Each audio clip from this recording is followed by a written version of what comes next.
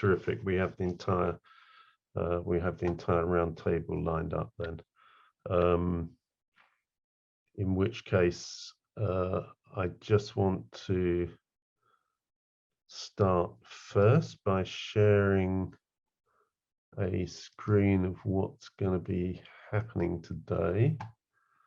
That we're going to start now in the next few minutes with the roundtable beyond the conference, at which mainly young speakers will give their views as to what happens next, both in terms of what we should be doing after the conference, what kind of recovery program we should be seeing post-COVID, what future PSSP issues will be, whatever the panel thinks, and that will run as a roundtable discussion with the possibility of interventions from the floor if you raise your hand for about 40-45 minutes.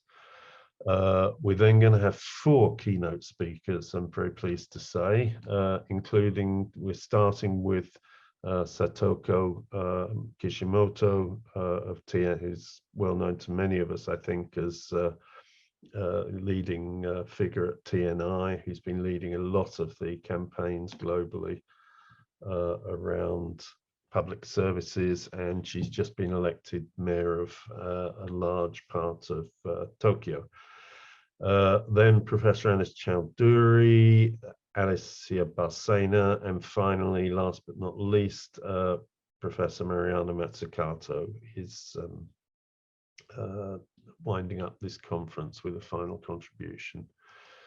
So I'll stop sharing that now. I will start pinning the speakers for the panel. And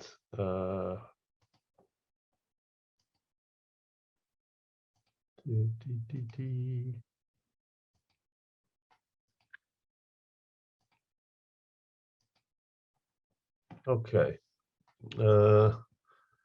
All right, well, welcome. This is the panel. What I've suggested to the panel is that we don't have formal introductions of everybody. We just kick straight into it. Everybody's been encouraged to have 2 to 3 minutes. So if you can please each first introduce yourself briefly with name and position, offer your thoughts, then pass it on to the next person. And the running order is actually going to be Tue Anh Nguyen, Wol-San Liem, Rodrigo Echecopar, Aderonke Ige, Rosie Collington, and then Daniel Bertossa. So if when you've finished, you pass on to the next person, please. So, okay, and then between you, I'm sure you can manage to keep discussing issues of the future for 40 minutes. And if there are hands coming up, I'll bring in other people as well. So, okay, over to you now. Jenny, you start, please. Thank you. So hello everyone. So it's actually an honor for me to join this roundtable. I think is really up my alley. Just introductions. I know that maybe we have met from day 1 and in another sessions for day 2 and 3. My name is Tue Anh Nguyen. I'm a research fellow at UCL Institute for Innovations Public Purpose.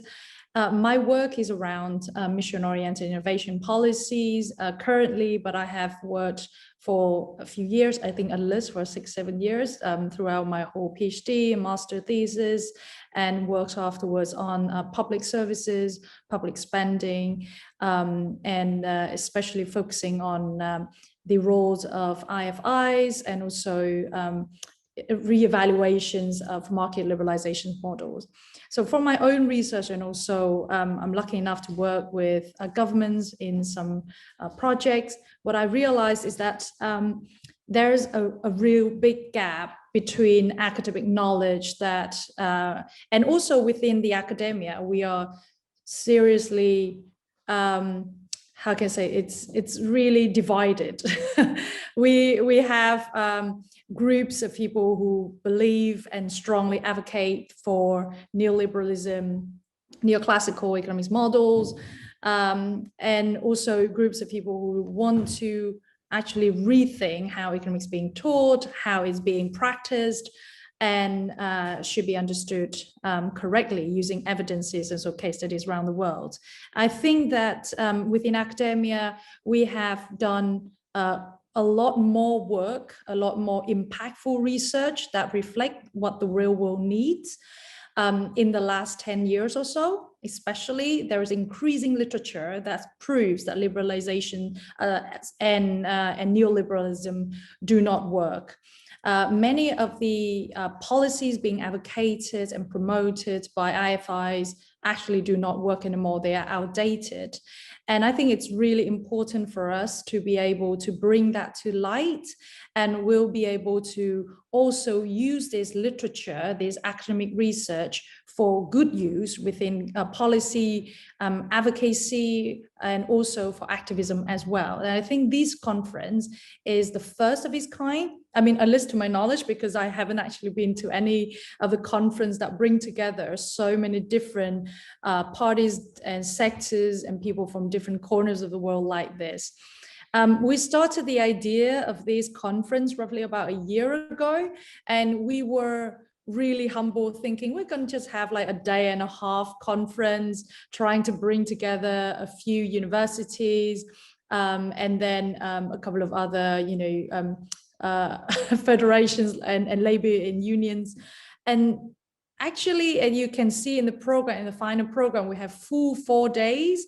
Like yesterday, we had starting from 9 a.m. to 9 p.m. It's really tiring for the organization team, but we are so pleased that the program is just so full, and still many speakers reach out and say, no, we really want you to reach out, and what's next?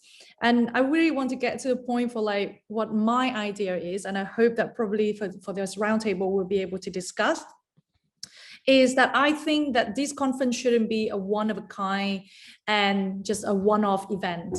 I think that what we found out is that through the sharing of many speakers, we realized that we haven't known that knowledge. We haven't known what's going on in the other side of the world, but that knowledge should be shared widely. And I think this is a what we call cross-fertilization process, isn't it? Like the academics could fit into what is being practiced and done by policymakers and activists, and also activists could actually bring to us what they know from the ground, what people actually want and witnessed to the day-to-day, because researchers could easily get into the trap of just looking at data, just looking at what is being openly known to the public. So I think that I hope number one, I really hope that we can continue the discussions. If you identify any of the speakers, any of the talks that's of your interest, that's helpful to you,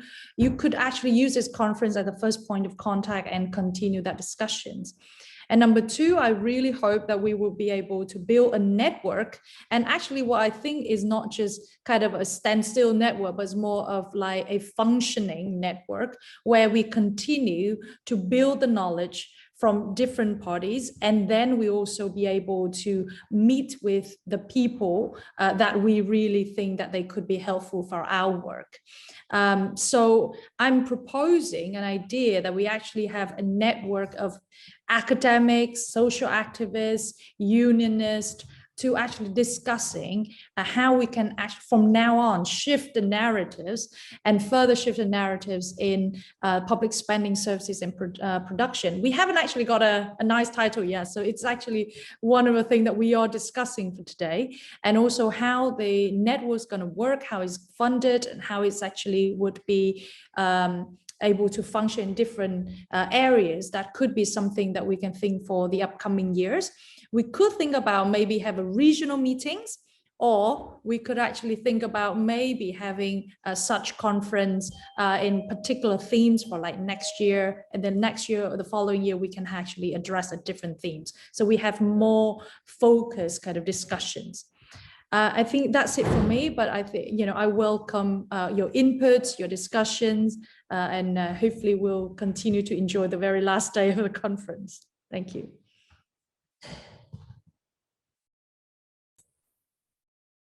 Do I just follow on? Wol-San, yeah, Yeah. brilliant. Okay. Please, yeah. Thanks. Thank you. And I guess thank you very much for the opportunity to participate in this last roundtable. It's been a few years since I got included in the category of young voices, so that's a good thing.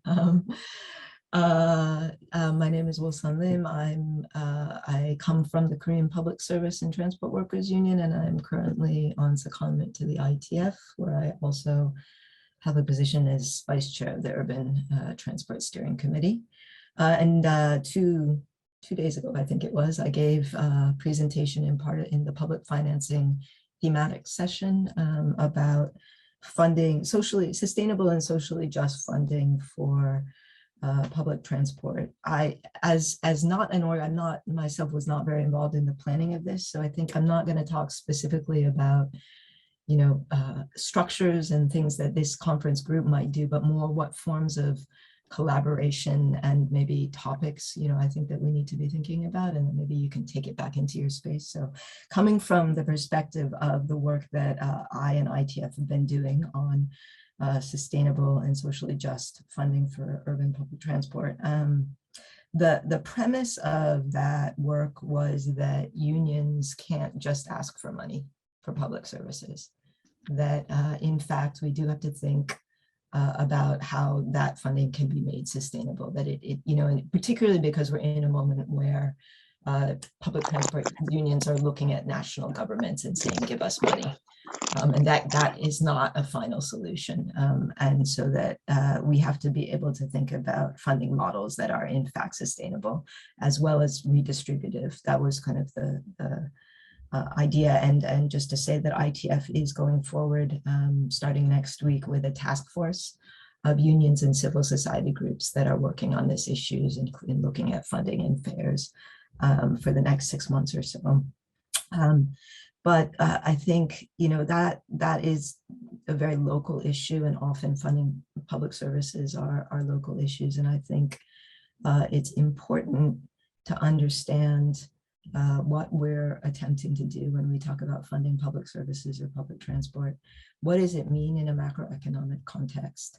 And so I want to say that, you know, we can't ignore problems of debt and deficits. And I think in the previous period, until very recently, there was, you know, a period of low inflation within the global north. And so we get things like MMT coming out of that, which I think are not the narratives that we want to be using.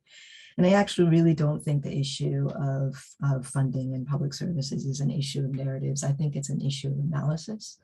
And so for me, and that's where our narrative comes from, right? It's from a really grounded analysis. And I think that we have to bring, as trade unions and maybe our civil society partners, and will bring a perspective around redistribution through public services. But we could be helped by economists, right, who will then help us understand what is the significance of that within a macroeconomic context, global north, global south, without ignoring those problems of debt and deficits and the like. And so that would be one area of collaboration, I think, for trade unions, civil society on the one hand, and economists, academics on the other hand. And then I guess it's sort of related. And I'm going to look at Danny and say, I hope you have answers for me on this. And it may be that this has been discussed more in other sessions, and I wasn't able to participate in all that much of the context, but we're now going into a period of rising inflation, right? So it's a new period, and, you know, massive disruptions in supply chains, war, you know, the global economic context that we're in is now, it's different. I don't think we got a handle on the previous low inflation period, but we really don't have a handle on this like massive rising inflation period, and what should be our demands within, and what are our solutions to this in this moment, you know, from the perspective of funding and public transport. So I really don't have answers here, and it's a discussion that I think is really, really needed. And so I guess I would just put out that we have to not shy away from these more difficult questions and kind of have those discussions going forward, and that frames that we talk about, you know, funding in public services within a context that is economically sound, as well as being, putting forward an alternative vision.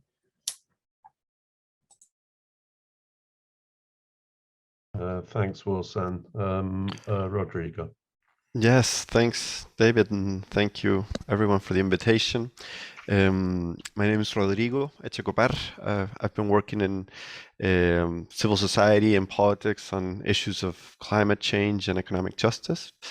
And now I'm working at the Global Initiative for Economic, Social, and Cultural Rights, where we're very narrowly connected to the fights on just transitions, public services, and gender equality as well.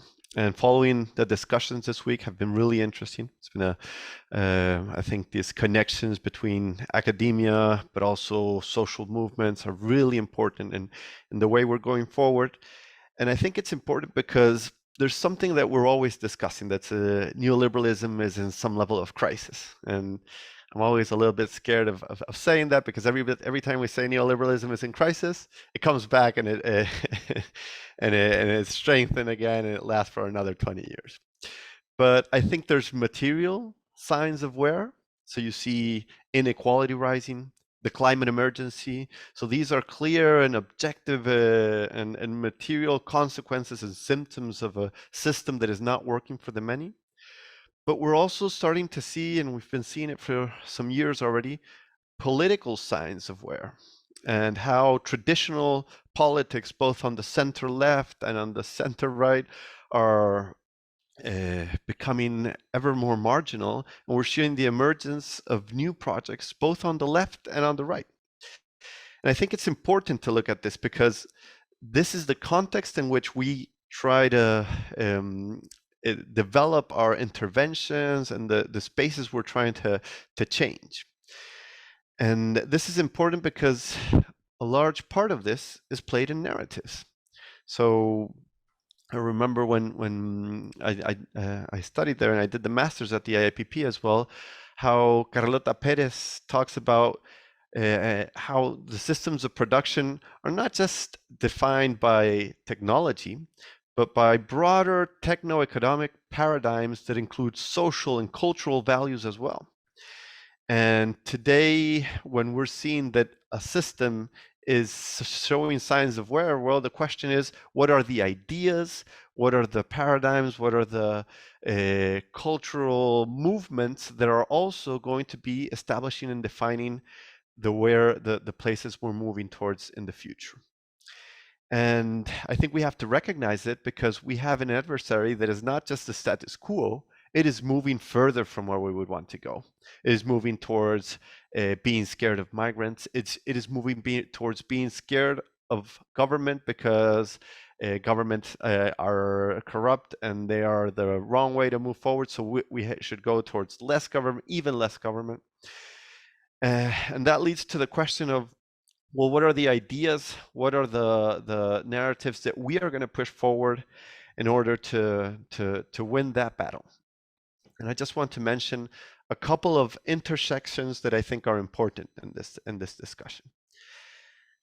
I think that in order for us to be successful, it is not enough to just say, hey, we have a paper we have that says that public services are more efficient than privatization. We're going to have to build a framework and a thread of ideas that are able to conquer a vision of society. And the two elements I would like to push are connections that I think can be building blocks in this direction. So the first is climate change and our international economic order. Climate change is not a question just about greenhouse gas emissions. It is a challenge to the way we organize ourselves economically, but it is also a challenge to the way we organize ourselves internationally and in the international community. The principles of common but differentiated responsibilities allow us to rethink beyond just if energy comes from coal or from solar panels.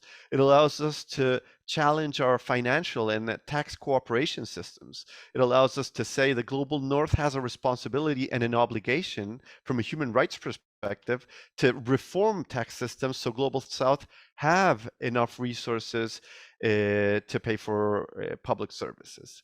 So I don't want to go too further down that road because it'll take too much time, but I think that climate change, the climate emergency, is something that we should be more able to connect with many of the different debates we're having, specifically when we're discussing the economic international order. And the second point I wanted to mention is how gender and care are also a doorway towards thinking public services again. And I say this because I think gender equality and how that has really brought care, the care economy, to the forefront of discussions is allowing us to question what is value and where can we produce value. So we're seeing that studies show that 20 to 40% of the economy are based on this non-market care economy.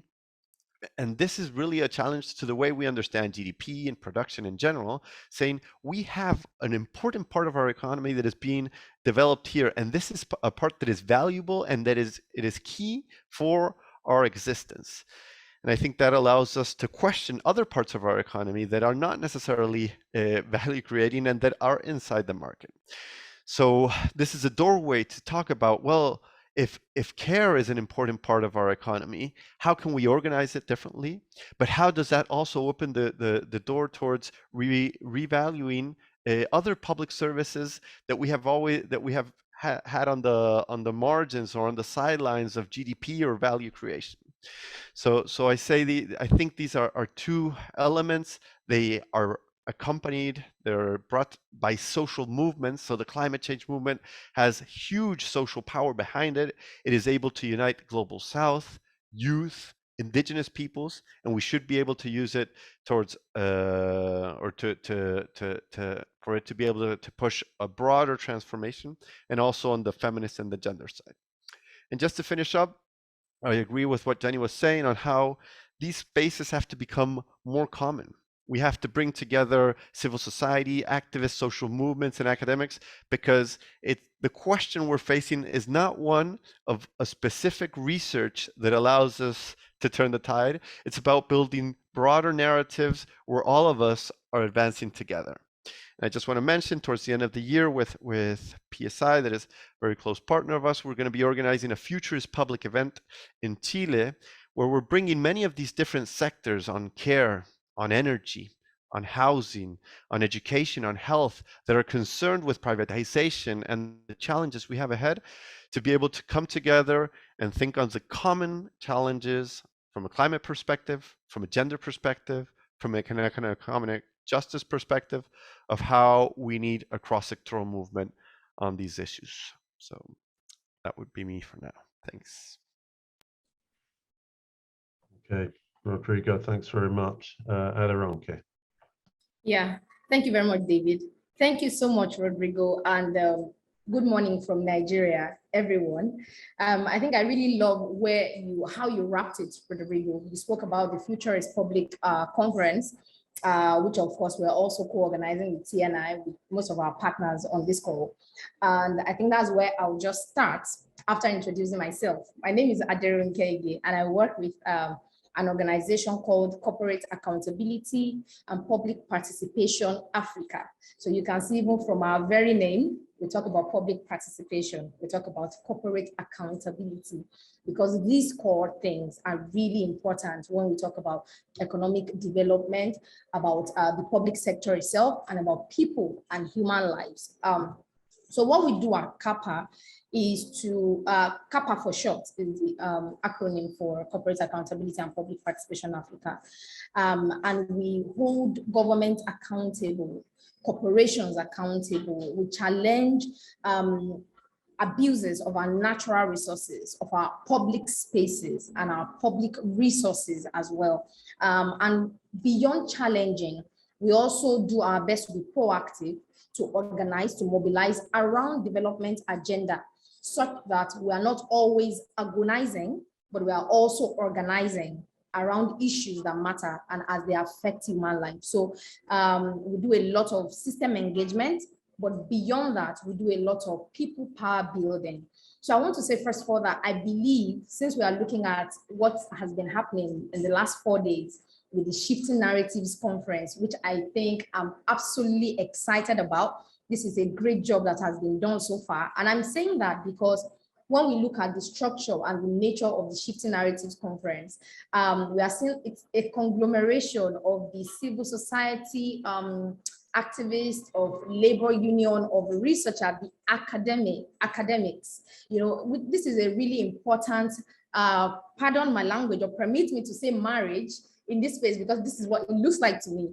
It's a marriage of all of us. And I see community representatives also in our midst. So I think this is the very beginning of any meaningful engagement. People, different, diverse voices have to be in the space, have to be in the room. We have to always sit at a table. There's something the academics brings to the table. There's something the labor movement brings to the table. There's something the civil society activists also bring to the table. So by the time we begin to marry all of these ideas, we realize that we are closer to addressing issues at a multifunctional level. And I agree completely with what Jenny said when she did the opening. Jenny was speaking about how this conference also cannot end with the plenary at day 4 and then we say kumbaya and we go back home. No, something has to be birthed. It has to be like a network, whether we want to give it a structure, but all of us have to keep engaging, have to keep communicating so that we can keep sharing ideas. And apart from sharing ideas, we exist in different spaces. Our problems are often common. They're common because either they're global or regional, so something is binding us. But also, when we look critically at it, we realize that we have peculiarities in our different spaces. There are certain things that will work in Africa, they will not necessarily work in the same way in Asia. So we have to put all of these things into consideration. While we borrow from one another, we have to also keep critiquing and critically analyzing what would work where. And that's the reason we need our researchers in the room. We need our activists, people who know how to go on the road. We need people who are even in public services. And that's why I cannot be more excited about the news of our sister Satoko. Imagine the mayor, you know, this is another thing that I think a lot of us are excited about, because if we have been doing the work and we have been looking at systems that work, and these are things we have been engaging with in the classroom, in the open space, then we have some of us who are now taking public spaces. Then I think there's also hope, because then we can begin to translate some of our ideas into reality. And then we still continue to critique one another. I remember somebody was making a joke in the group when they announced the emergence of my comrade Satoko. And the person said, oh, very soon we'll start, Satoko, expect to see us carrying placards in front of your office. You know, that was really funny. But at the same time, I think that's really encouraging, because it means also that when our people emerge, we don't leave them out in the cold. We continue to engage with them and to show them how we feel they can do things better. But then I'll just speak about one specific idea, something that it's a model we have also used. At CAPPA, our major campaigns are water campaign, which of course is critically looking at human right to water, as of course a declaration also that has been made by the United Nations General Assembly as far back as 2010. Water and sanitation is a human right. But then when we look at different polities and our policies, we realize that a lot of nation states that are even parties to that resolution, or that have adopted that resolution, they have not translated it at the home front. Nigeria, my first example. So we don't see it a lot. It has not been integrated or incorporated into our laws. Water is still treated as a commodity, as an essentially economic good, which is also overall not good for us. So our campaign is targeted at challenging privatization and resisting, in fact, privatization of public water or even public goods, essentially. But we have water campaign, we have the climate campaign as well. But for the water campaign, something that we have done, a model that we have used that has really worked, there's something we call the community parliament. And really, I'm looking, as we were saying, let's look at ideas that can work in the future. This is something I would really love to recommend. And what do we do with the community parliament? So we look at everything that is setting us back in the water sector. Now we are battling the threat of water privatization in Nigeria. In some other African countries, the threat has already happened. So we are fighting it off so that contracts will not be renewed with the corporations, so that where there's already deprivatization, there are also other challenges that have resurfaced, desalination in Ghana, for instance. So some of these issues, they are really bogus and just big enough. But what we are trying to do also is to always get the people in the room, and that's with the community parliament. So we look at the existing system as it is, everything that is going wrong with our public sector and how the government might be missing it, and other sector leaders are missing it. And then we make the communities come together to discuss alternative realities. In this sense, the people's realities. So this has really worked with the water campaign. And I have a bit of bad news, just as we rounded off the conference yesterday, and I was like, whoa, this is really good. This has been a great day. Then we got the information here in Nigeria that the National Assembly has brought back, is reconsidering a national water resources bill. And that bill essentially is pro-privatization. It has a lot of dangerous elements in it. We had fought it off in the past and we had won to a large extent. But here we are again talking about it. So by the time I get off this meeting, we are going to go back to the field and continue what we need, what we know how to do, resisting that bill, because we also know it's backed by the international financial institutions and enablers and drivers of privatization agenda. So this we are replicating in water, in climate, in tobacco control, and all of the work that we do. So that's something I would really love to recommend. So I think I won't like to talk too much if I haven't already done so, because I believe also we are still going to get to a point where we can harmonize some of our thoughts. But I would like to do the microphone at this point. Thank you very much for the opportunity. Terrific, thanks Aderonke. And Rosie. Hi, I just want to say, Aderonke, I'm so sorry to hear that from Denmark, sending solidarity. It sounds very challenging. And also thank you to all of the organizers, to David and Jenny and everyone else who's been involved in setting this conference up. It's been really amazing. So my background before coming back to academia was in access to medicines policy and working with patient organizations on things like organ donation and access to their own data. And then I ended up doing lots of research on public sector data and control. But I'm currently a PhD student at IIPP with Mariana Mazzucato, and my research is on the political economy of outsourcing paradigms. So I'm not looking specifically at services or types of services, but how all of these things are connected and what connects them. And I'm also have a book coming out with Mariana next year on the political economy of management consulting, and we take a global perspective and we use management consulting, or the consulting industry, this industry that has grown monumentally over the past couple of decades. And even though it's still predominantly receiving its income from Europe and North America, it is also growing around the world and often offering very low bids in order to get into new markets and all of these sorts of things. So that will be out next year. So kind of related to that and related to the research, I think, and related to what I was saying earlier, I think I'll echo what everyone else has said, that it's been really amazing, I think, to bring people together from trade unions, from social movements, from international organizing groups. And I think one of the things that has also been great about having this kind of plurality of voices is that a huge range of issues have been discussed. And often many of the issues that we have been discussing are discussed in silos or within kind of their own little kind of boxes within public services. So, I've been attending some of the sessions I've attended sessions on privatization of water and infrastructure, the role of management consultancies in the state and democratization, and the role of the state or the role of the public sector in shaping markets for the green transition and regulating all of these things. So I think one thing that I've been thinking about a lot, and this perhaps brings us back to June Sakara's talk right at the beginning of the conference, is why do we need new narratives of the public sector and of the state to help us make sense of all of this, that brings it all together, where these things are often discussed kind of in silos.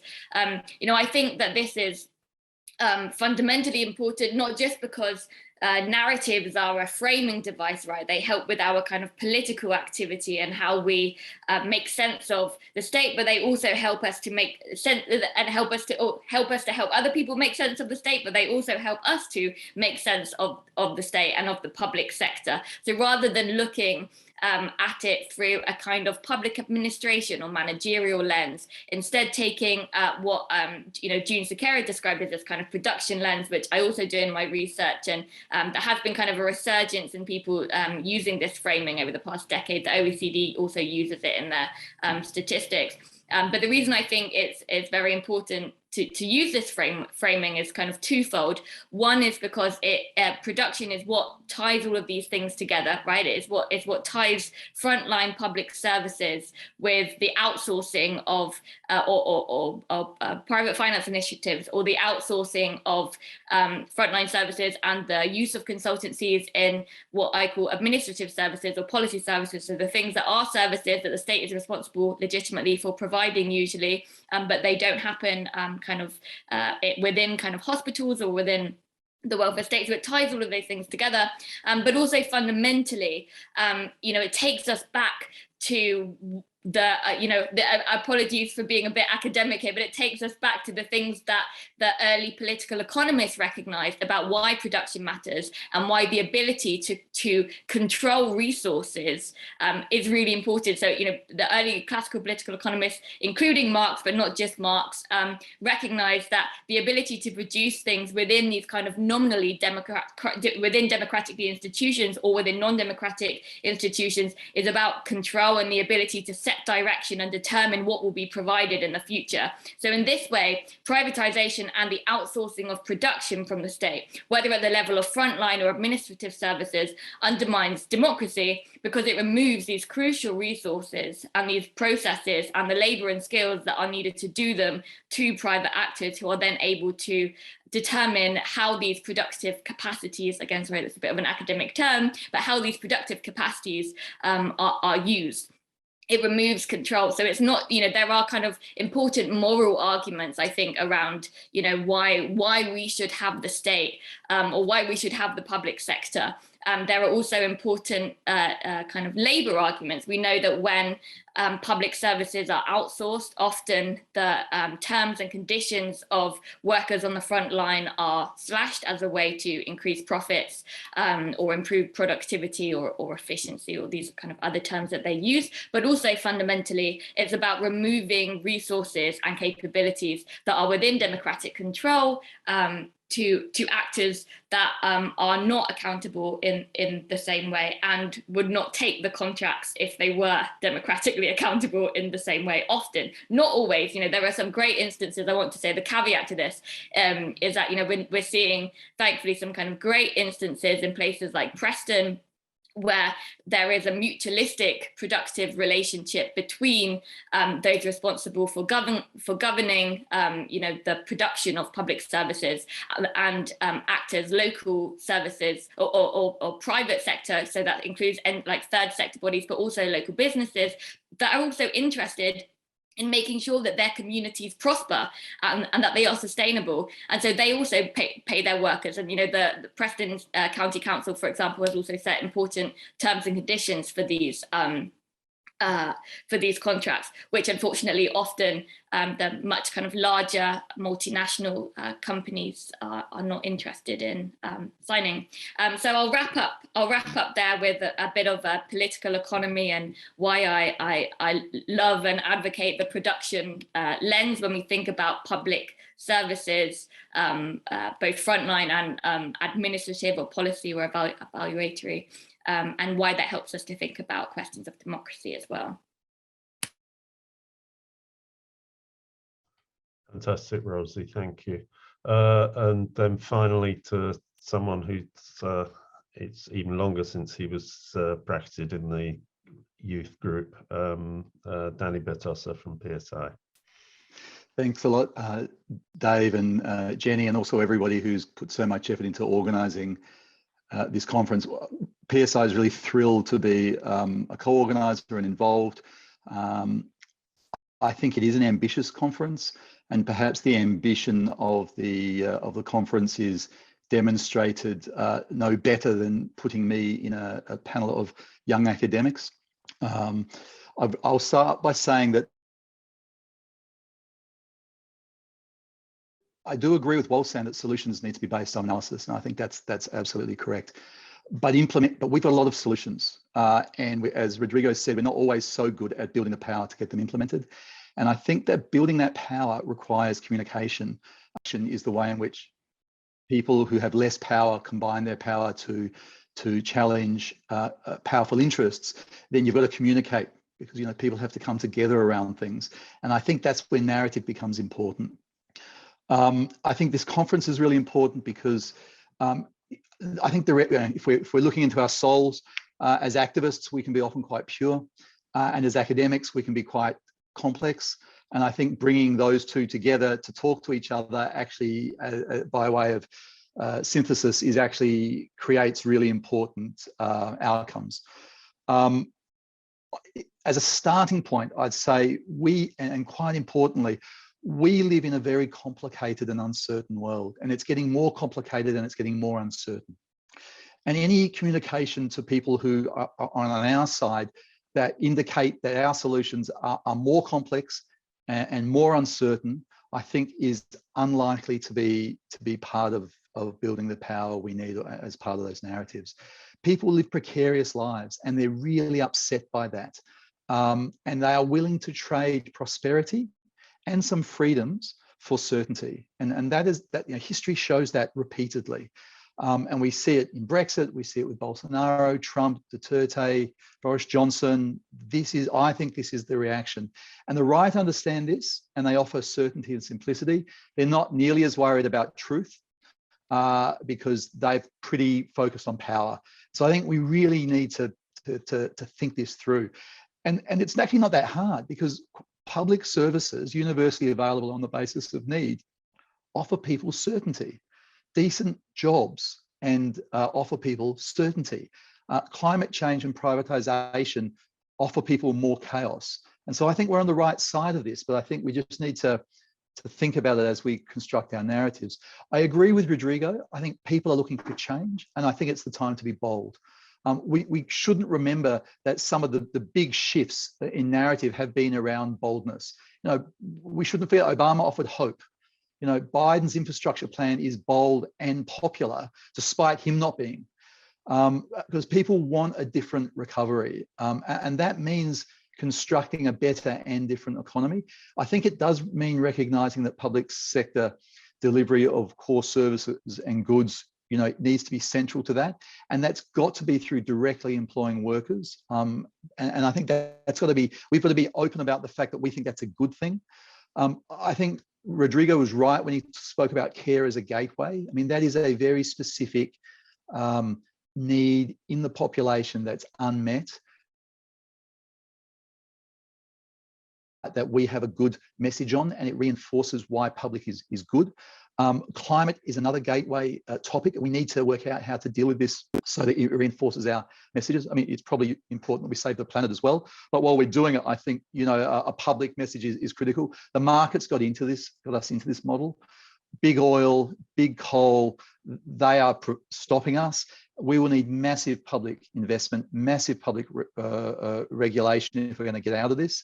And I think we need to be bolder about that, because I think history will be on our side.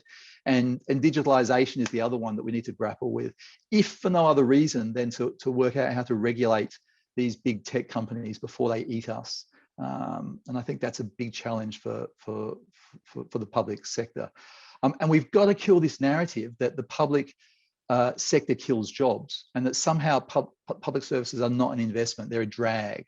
And I think this is one of the great benefits of this conference, is bringing activists and academics together to talk about that. Part of that is we've got to stop thinking we're unable to do anything ourselves. We've got to rebuild this narrative that public services add value and that are better than markets in a whole range of areas. And I think the work that Rosie was talking about around consultants is a symptom and a cause of that. The reason we've got all these consultants is because we've gutted public administration, and nobody thinks that the public sector can provide good policy advice, either on policy and analysis, like Wol-San spoke, but also on delivery. And we just need to smash that as a narrative and retake that. And I think people know this. I think these narratives are easy to build on the grounds of people's lived experience. They know that public services are good for them. They want these public services. And I think these emotional responses to these needs and to lived experience are fertile ground for us. There's a lot being said about retaking the social narrative, and I agree with all of that. I won't repeat it. I do think we need to get better at retaking the economic narrative. I mean, even if, and I'm not advocating this is what we do, but even if all you do is point out that a bunch of classical economics says that public services are actually better at delivering a bunch of things that are important to people's lives. You know, there are externalities in climate change. There are externalities in health. There are natural monopolies in power and transport because they're networked and they're capital intensive. They have lumpy capital. We don't mention it because we're afraid of engaging the neoliberals on their own terrain. At the very least, we should be skewering the complete myths and lies that they're telling us about this and trying to cause them some damage and divide them on the economic terrain, as well as all the other stuff that I think we need to be doing it. And history is on our side. We need to remind people this. Development in the global north and the west is highly correlated to protecting industries, highly correlated to regulation, highly correlated to high taxation and investment in public infrastructure and social services. It's only, and you see this in the USA, you see this in Europe, you see this in Australia and Canada.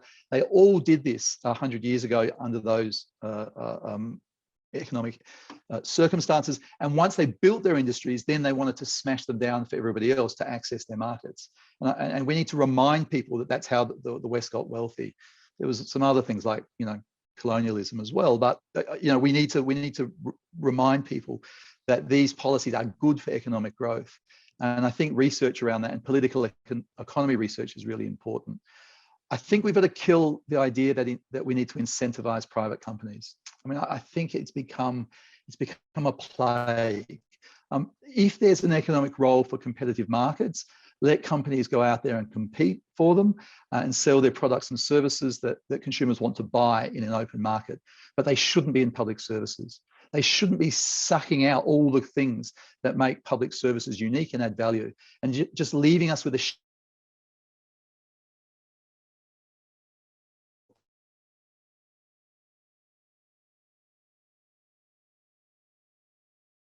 there's no basis and capacity for all the things we need, and saying, oh, look, it didn't work. Part of that debate is about the idea of control.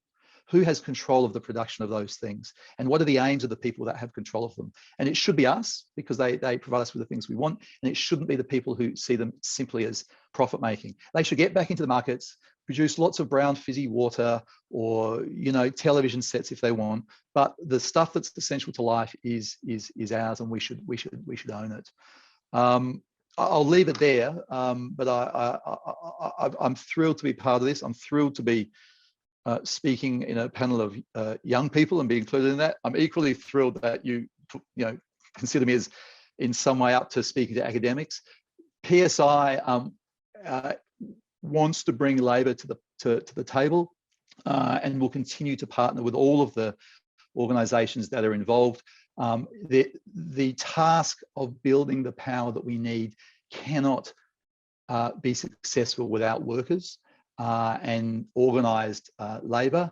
A lot of the reactionary right-wing politics we see is aimed at the working class, and it's the success of the right in splitting the working class and exploiting their fears. And organised labour, if we don't involve organised labour in that, then I don't think it's possible to reclaim that ground. It's not just organised labour. We need to work in coalitions, and that's why we're thrilled to be part of this this conference and these coalitions in future. Thank you.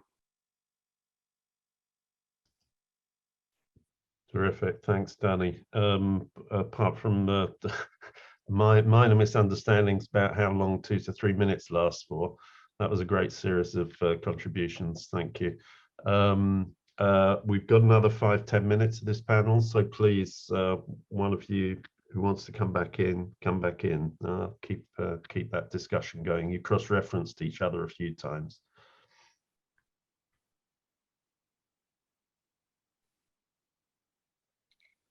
If no one else wants to come in, I can just respond to Daniel's point. I put this in the chat as well. I think one thing that labour unions and labour organisers are really good at doing is destroying the neoliberal economic narratives. The issue is that they often don't have the platform, right? I think a lot of the kind of moralizing narratives that I think are useful for many people to make sense of, that we should protect public services because we just should protect them, in a kind of like moralizing way, can be really useful. But actually, what we've seen with, I don't know if anyone's been following Mick Lynch's great media tour in the UK, he hasn't been using this language. He's been using economic language to destroy the economic narratives of, the often the presenters or the people he's debating.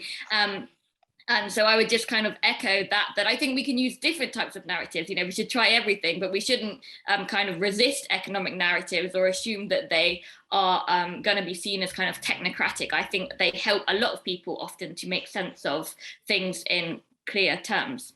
Yeah. From my side, I would like to say that the points from Rodrigo and Danny, and also from other panelists, is quite right.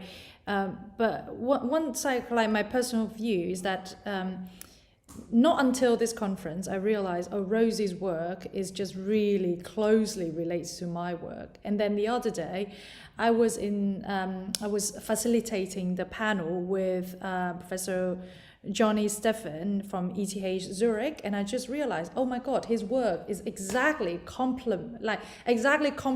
and follows with what I'm looking for ages, for so many years. And without this conference, trying to reach out to people from different corners of the world, I wouldn't have known that there was somebody who's working on the same issues. And it feels like, I don't know whether it feels the same with you, Aderonke, is actually, or Wol-San, is that you feeling at the moment what you're doing is kind of lonely. You're just on your own, and then now you suddenly see that other people are also doing the same thing or thinking alike.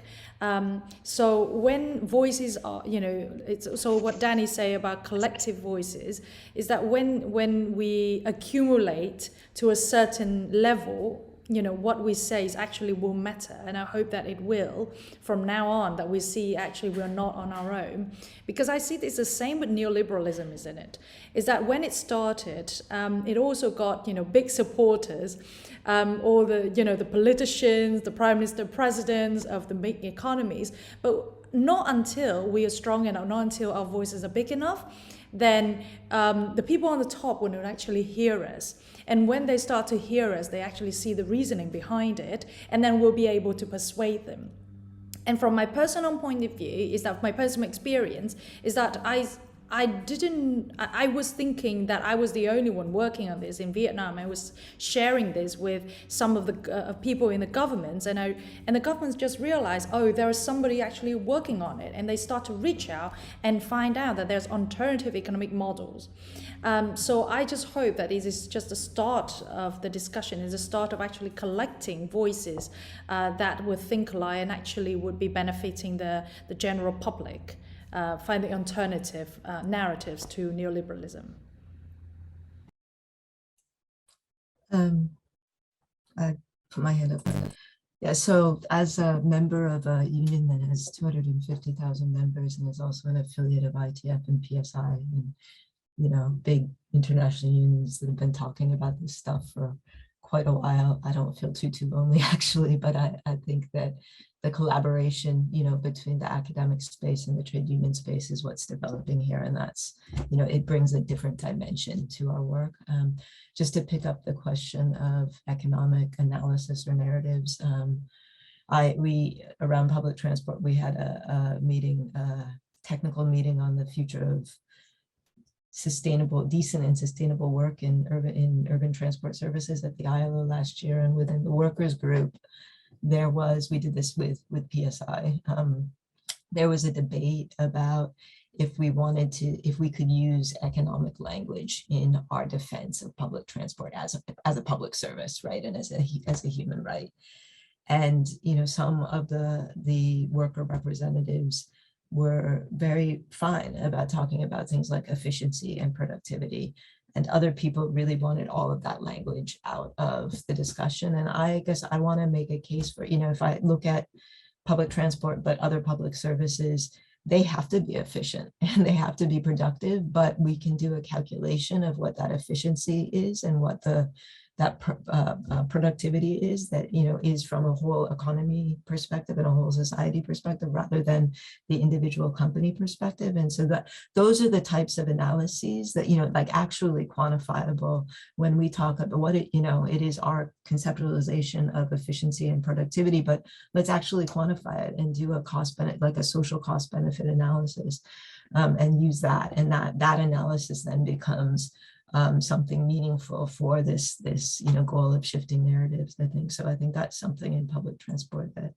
we need, but also, yeah, I think the same argument can be made for other public services. Maybe just very quickly, I think it's been fascinating to hear everyone, and I'm very happy to be at this space. I feel there's also this movement from resistance to passing to the offensive. It's been so long, like just on the moment of resisting. No, don't privatize this. Oh, you privatize this, okay, but don't privatize this other thing. And you have to arrive at some moment where a larger sector of society is saying, hey, something is not working here, for it to be easier to pass back to the offensive. And I think that's a little bit the moment we're living now, and that's where I feel like what Jenny was talking about, we're being able to connect easier with the work of others. I hope that's something that will be every day more easy. And there's something about what Wol-San was just mentioning, that she expressed it a lot better than what I had in mind, but it's how do we defend our positions?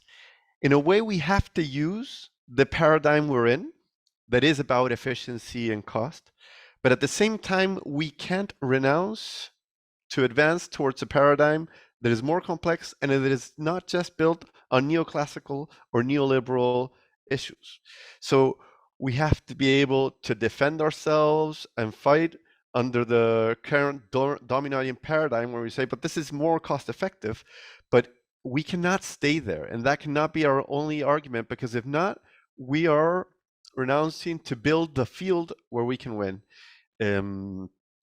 If we're not able to establish the field where the political battle and the ideological battle and the social battle will take place, we're going to lose that fight. And that's why I think it's so interesting what some people and that the IIPP are doing, and other academic worlds, that they're doing something that I think is not so mainstream nowadays in economics. In economics, you have so many people that are looking for statistical experiments to say, this is what happens when you change this variable a little bit. And they have the best papers and the best places because they use the most advanced econometrics to do a research. But we have to be able to shift, to shape broader narratives that are able to explain different aspects of production, of social life, of economic life. And that's where I feel there's this challenge of defending ourselves in this paradigm, but at the same time moving towards a paradigm, towards a field where it's going to be much easier for us to win. Thanks. Yeah, so I just wanted to chip in. I hope my internet is okay. Please give me a thumb up if it's okay.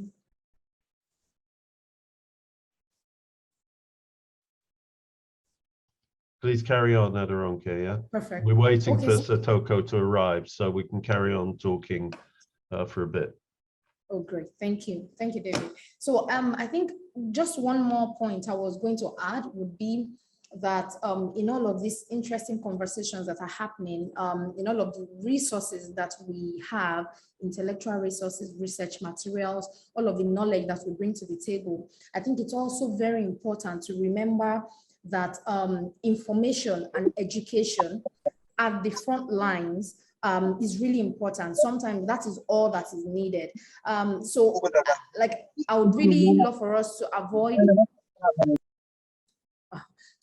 the pitfall of having all of this knowledge and doing all by ourselves. We have a lot of resources in the communities at the front lines, and these are just people that once they are armed with information or education, it becomes a weapon, and we'll be really amazed at the fantastic outcomes that will come from there. And this has happened. I know this because of the tremendous impact that the members of Frontlines themselves have been able to create at some point, simply because we shared the right information with them. And this information was also simple enough for them to be able to understand and digest, such that even when they engage the system at their own level, they know what they are talking about. And that's how we have been able to expose and uncover some of the false narratives of the profit-oriented corporations at so many times. So education information, like we are continuing to gather and harmonize, should also be transferred and translated, or in fact, should be engineered together, hand in hand with the communities and the front lines, so that when they are also at the front line of the battle, they know how to go about the business and it's still a collective voice.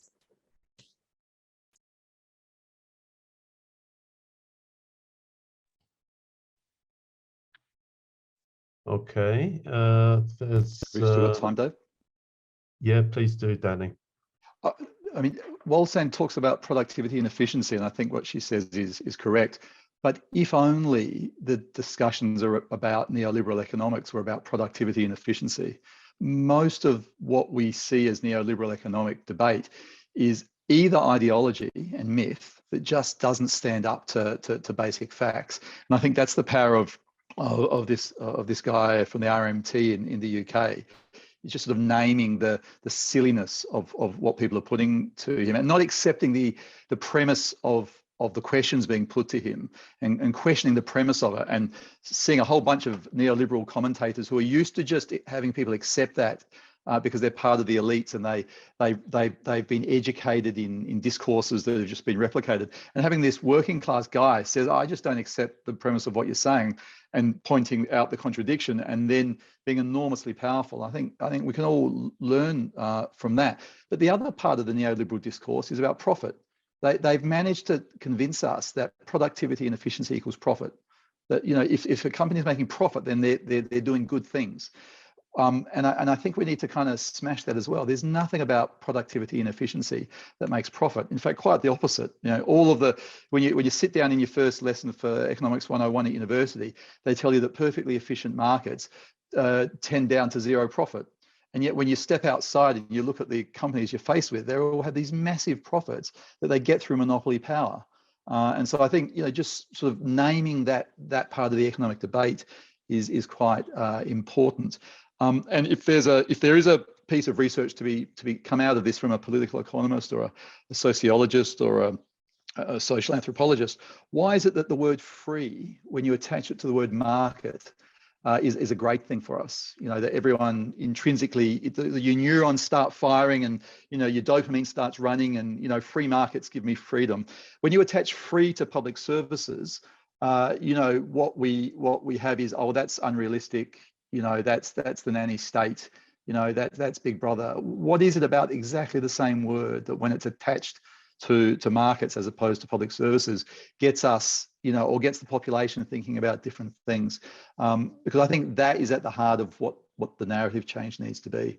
When people hear free markets and laugh because it's so patently not true, and when they hear free public services and instantly assume that is a good thing and so obviously affordable and possible, then I think we will have got the narrative change right.